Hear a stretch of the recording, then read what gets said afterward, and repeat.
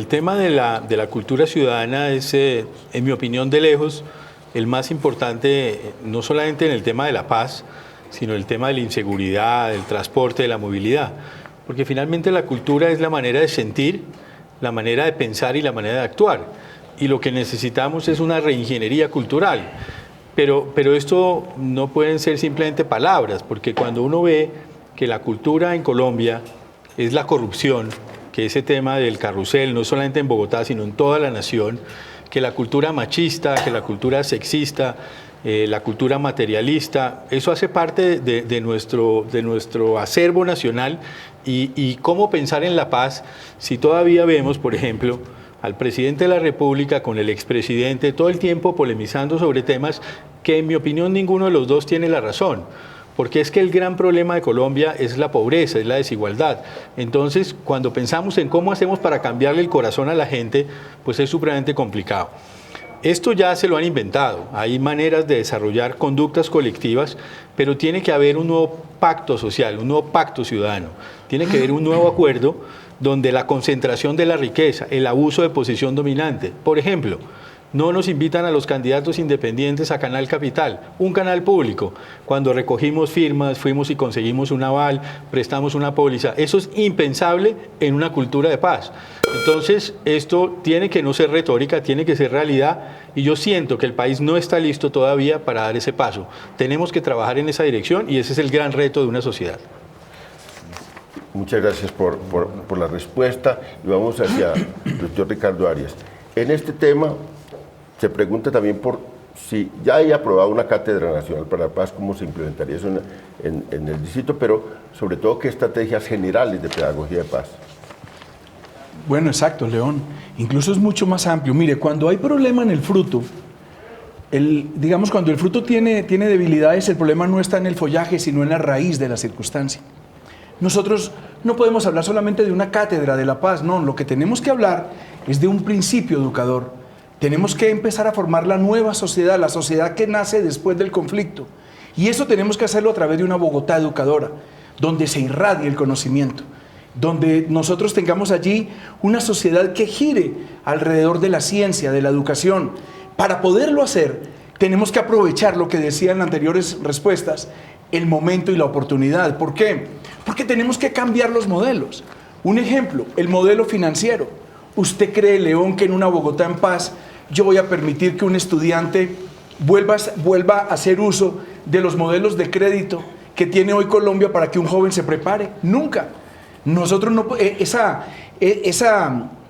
escenario económico que tenemos donde hacemos endeudar a un estudiante que quiere únicamente prepararse tiene que terminar. Por lo tanto, la oportunidad de la paz nos va a permitir llevar políticas nuevas, políticas que le impongan una dinámica, políticas que irradien una educación. Hoy tenemos toda la debilidad precisamente en esa raíz que debemos inmediatamente sembrar, y eso lo vamos a hacer en la Bogotá en paz. Y allí es donde nosotros haremos uso de la tecnología, donde la educación presencial la vamos a acompañar de la educación virtual, donde vamos a ser capaces de decirle a todo ciudadano, joven o adulto, que la educación es el camino y que a través de esa educación vamos a formar esa nueva sociedad que es precisamente la que nace después de la tragedia, la que nace después de aquella dura etapa, de esa dura y oscura noche que ha vivido Bogotá y Colombia.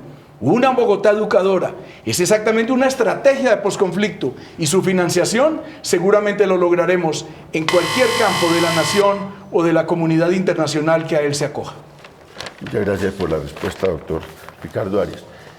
Rafael, esta pregunta se la voy a reiterar con ejemplos, digamos. Europa vivió 2 guerras mundiales, fue el escenario de 2 guerras mundiales y se necesitó un cambio cultural muy grande para construir esta corriente pacifista que ahora hay arraigada en muchas sociedades europeas.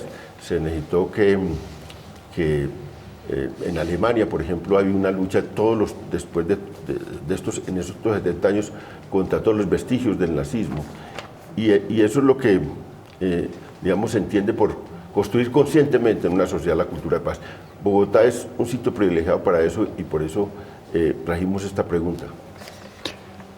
Yo creo que el papel del alcalde de Bogotá en mi caso, en el escenario de una Colombia en la cual transite hacia la paz, es validar en la acción cotidiana un instrumento fundamental, que es el diálogo. El diálogo tiene que ser un elemento permanente del alcalde con los ciudadanos. El alcalde tiene que tener una actitud en la cual no tiene la verdad absoluta, no tiene la razón absoluta. El alcalde tiene que oír a los ciudadanos, tiene que entender cuáles son las alternativas que hay en estas miles de Bogotá que hay en Bogotá. Entonces, el papel del alcalde, que yo visualizo, más que instaurar cátedras o cursos de paz, es con su actitud, con su ejemplo, con su actitud de no ser un alcalde autoritario, no ser un alcalde autoritario que pretenda tener la verdad relevada y imponer cosas, imponer decisiones, sino siempre estar dispuesto a dialogar, a oír y por supuesto a decidir. Y establecer mecanismos muy claros y muy evidentes y cotidianos de participación. Aquí la participación es un papel escrito que nunca se lleva a la práctica. En una alcaldía que yo estoy proyectando, la participación sería un elemento fundamental en la toma de decisiones, para definir presupuestos, para definir planes, para definir alternativas de decisiones públicas. Pero lo fundamental en la paz es que todos somos iguales ante una ley y todos respetamos una ley. Y eso es lo que se llama cultura ciudadana. Cultura ciudadana es que todos, por nuestra propia voluntad, respetemos las normas. Seamos de una o de otra tendencia, de una zona de la ciudad o de otra, vengamos de un grupo o de otro. El respeto a las normas y a la ley es esencial para la convivencia. Muchas gracias, Rafael, por la respuesta. Doctor Santos, hay un tema durísimo en los colegios ahora. Hay también, grupos, confrontaciones entre combos, entre pandillas en la ciudad. Eso es un ingrediente. Y frente a todo esto, hay un reto de la pedagogía para la paz de los medios de comunicación. Entonces, esta pregunta tiene todas esas aristas para responder. Pues León, mire, yo he sido 2 veces víctima de la violencia. Yo fui secuestrado por Pablo Escobar. Después me tocó irme del país porque la FARC me iba a matar. Creé País Libre y conocí ese dolor que genera la violencia. En carne propia y a través de miles de víctimas que ayudamos. Y me parece que el manejo de víctimas en este proceso ha sido muy desacertado, porque mezclaron víctimas de todos los sectores y el dolor de muchas de las víctimas de las FARC está oculto, está como relegado.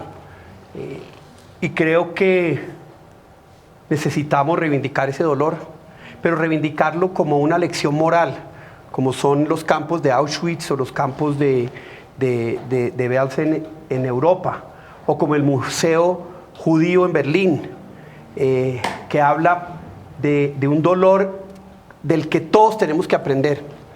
Yo quiero crear un museo de la memoria de las víctimas de la FARC, porque creo que necesitamos saber de ese dolor para que no volvamos a repetir esa historia. Yo quiero que los abuelitos Angulo, que los secuestraron, los desaparecieron, sus hijos vean ahí un pequeño altar del dolor que todavía tienen, o los 29 muertos con los del 7 de agosto del 2002, con las bombas estas que lanzaron al Palacio Nariño y que cayeron en la calle El Cartucho. ¿Quién se acuerda de esos 29 habitantes de la calle? Nadie. O la niña que murió en una bomba en el barrio Claret de 4 años que lo puso la FARC contra una estación de policía. O los del Nogal. Yo creo que es importantísimo tener esos íconos que nos muestren esa barbarie de las pescas milagrosas, etcétera, para que sintamos un poco de vergüenza todos de lo que nos pasó y jamás lo podamos repetir. Yo creo que si tratamos de pasar la página, y estoy de acuerdo con Ricardo que hay que pasarla, sí necesitamos esos espacios de reflexión que nos permitan entender lo que pasó y que nos permitan entender hasta dónde se degradó la vida y la libertad del ser humano por parte de un actor. Después vendrán otros, pero estamos hablando de un proceso con las FARC y creo que es absolutamente necesario y yo lo voy a hacer en la Alcaldía de Bogotá. Les recuerdo que después de esta última pregunta hay un minuto para replicar sobre este tema de la cultura de paz y sobre la pedagogía para la paz. Doctor Daniel Raibeck, a usted sobre este tema, ¿qué tiene, digamos, para ofrecerle a la ciudad como alcalde? Mire, León, es que Bogotá ya fue y ha sido ejemplo de cómo se puede reducir la violencia en Colombia.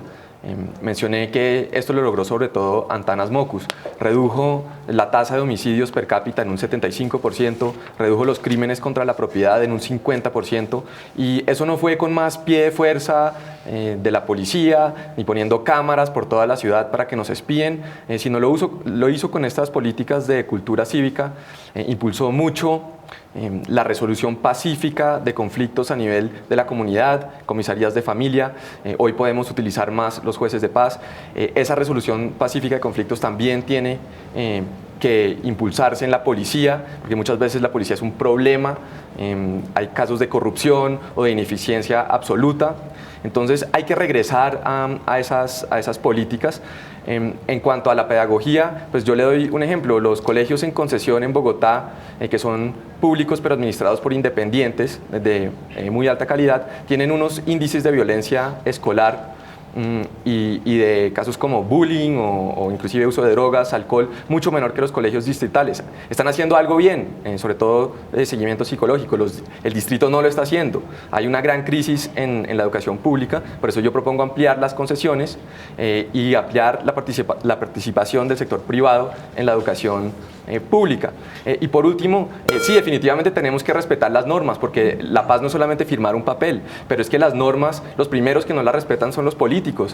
Todo Bogotá en ese momento, en época de elecciones, está llena de publicidad ilegal, y son políticos de prácticamente todos los partidos los que están incurriendo en estas prácticas. Y si los mismos políticos no son capaces de respetar las normas en campaña, ¿qué van a hacer cuando gobiernen y qué tipo de ejemplo están dando?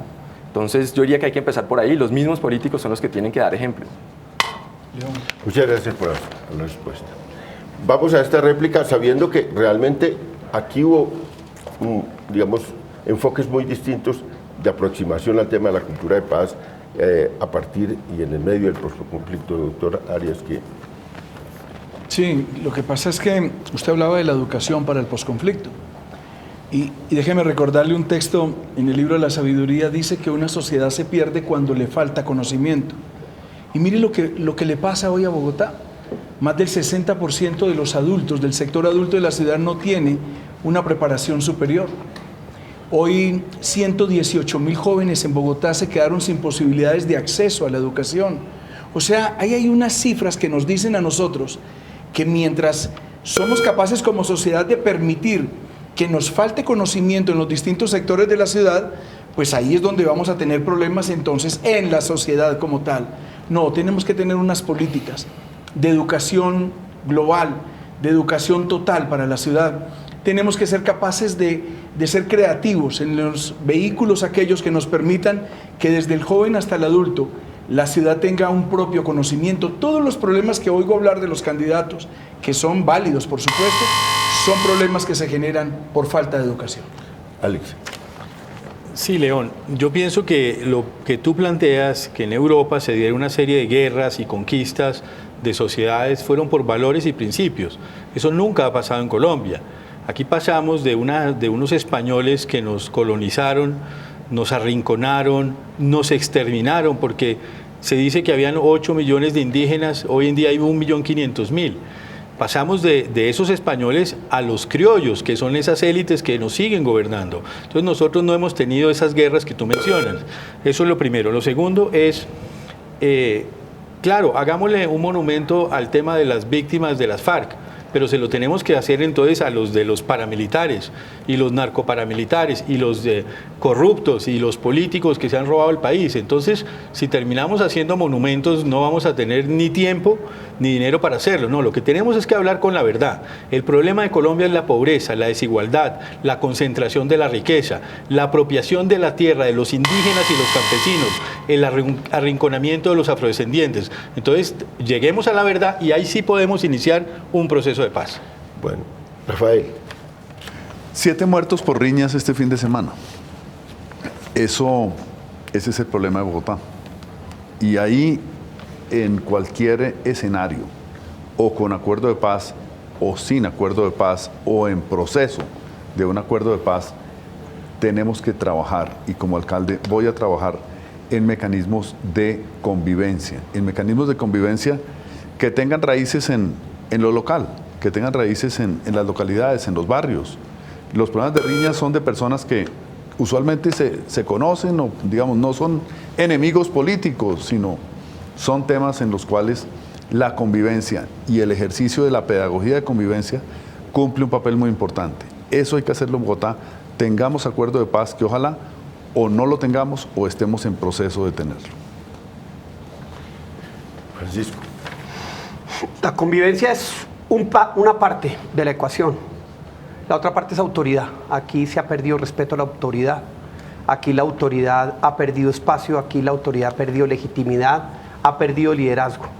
Aquí un bogotano que se comporta terriblemente sale a otro país y se comporta perfectamente. Y uno dice, ¿por qué? Porque allá sabe que hay autoridad y que hay autoridad que lo vigila y que si usted incumple la norma, lo sancionan. Y yo creo que aquí en Bogotá hay que recuperar el principio de autoridad, que arranca por un alcalde manejando la fuerza pública como su líder, un alcalde responsable liderando toda la policía, asumiendo los compromisos frente a la comunidad, vigilando todos los días que no hayan abusos, pero que también la autoridad se cumpla. Y creo que estamos en mora de que en este desorden que hay en la ciudad regrese el principio de autoridad, que es absolutamente fundamental para generar convivencia. Daniel, su turno. Sí, mire, sí, es verdad que hace falta autoridad, pero también hay una gran desconfianza de la ciudadanía hacia esas autoridades. Según la última encuesta de Bogotá, ¿cómo vamos?, el nivel de denuncias de las víctimas de los crímenes está alrededor del 40%. Si el 60% no denuncia, ya porque el sistema sea simplemente ineficiente y no funcione, o porque no confían en la policía. Las personas, cuando yo voy por las calles de Bogotá, me hablan de la corrupción en la policía como un problema fundamental de la seguridad, y eso hay que enfrentarlo. Hay que identificar esos casos y hacer algo al respecto, y el alcalde lo tiene que hacer. Y volviendo a estos ejemplos de cultura cívica, a mí me parece que también algo que no pude mencionar son actos simbólicos que puede hacer el alcalde.